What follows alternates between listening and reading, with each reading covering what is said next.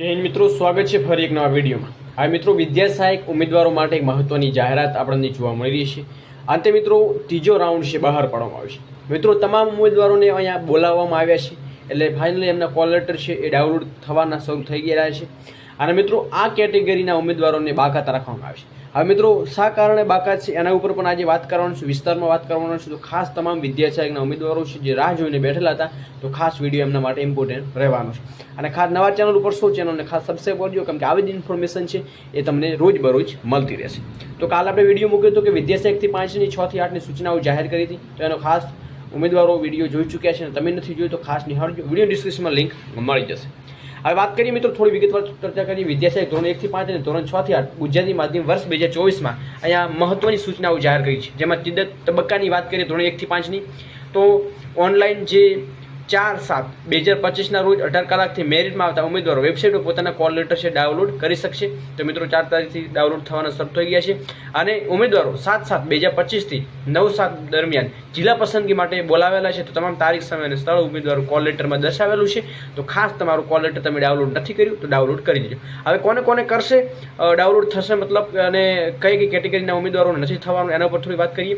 તો બિન અનામત કેટેગરી ઓપનમાં અહીંયા તમને મેરિટ 51 જેવું જોવા મળી રહ્યું છે, જે એક ધોરણ 1 થી 5ના તમામ ઉમેદવારોને મોકો મળી ગયો છે એવું આપણે માની શકીએ છીએ।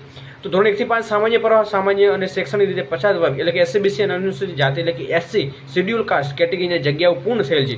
તો સામાજિક અને શૈક્ષણિક રીતે પછાત SC/BC અને અનુસૂચિત જાતિ એટલે કે SCના ઉમેદવારો બિન અનામત એટલે કે ઓપન એટલે કે જનરલમાં જો એ લોકો પાત્રતા નથી ધરાવતા તો એમને આ છે એમને કોલ લેટર નહીં આવ્યું હોય। બાકી SC/BC અનુસૂચિત SCના ઉમેદવારો કોલ લેટર આપવામાં આવે નથી। જે લોકો જનરલમાં પાત્રતા ધરાવે છે તો ખાસ એ ઉમેદવારો છે ડાઉનલોડ કરી શકે છે, જે તમને તારીખ પણ આપવામાં આવેલી છે।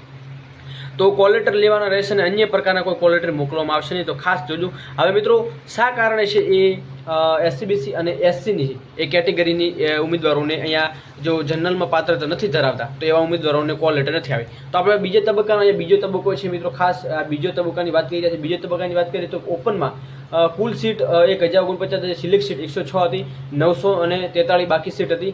SC/BCની વાત કરીએ જિલ્લો, અને તમને જોવા મળી રહ્યું છે અહીંયા મિત્રો SC/BCમાં 0 હતી, SCમાં 18 હતી અને અહીંયા સિલેક્ટ અને અહીંયા 3 સીટ હતી તે મિત્રો PHમાં હતી, જે ઓલરેડી ભરી ચૂકી છે, અને STમાં 615 6 એટલે 609 બાકી હતી, EWSમાં 163 ને 32 કુલ અહીંયા 131 એટલે કુલ 1686 જેટલી સીટ બાકી હતી। અને ત્રીજા રાઉન્ડમાં તમામ ઉમેદવારોને અહીંયા બોલાવવામાં આવેલા જોવા મળી રહ્યા છે। તો જે SC/BC અને SCના ઉમેદવારો છે એ કંઈ ના કંઈ એમને જો તમે જનરલનું પાત્રતા ધરાવો છો એવા ઉમેદવારો જ સમાવેશ થયો છે, બાકીને તમામને અહીંયા જિલ્લાઓની જે પસંદગી માટે બોલાવવામાં આવી રહ્યા છે એમાંથી બાકાત રાખવામાં આવે છે। બાકી તમામ ઉમેદવારો સુધી વિડીયો ખાસ પહોંચાડજો, જેમને પણ અપડેટ નથી મળી એમને વિડીયો શેર કરવાનો અમારી વિનંતી છે। અને આવી જ ઇન્ફોર્મેશન માટે like, share, Telegram, WhatsApp group જોવાનું ભૂલશો નહીં। આવી જ લેટેસ્ટ નવી અપડેટ તમને રોજબરોજ મળતી રહેશે। તો નવી અપડેટ સાથે, નવી ભરતી સાથે મળીએ। જય હિન્દ, જય ભારત।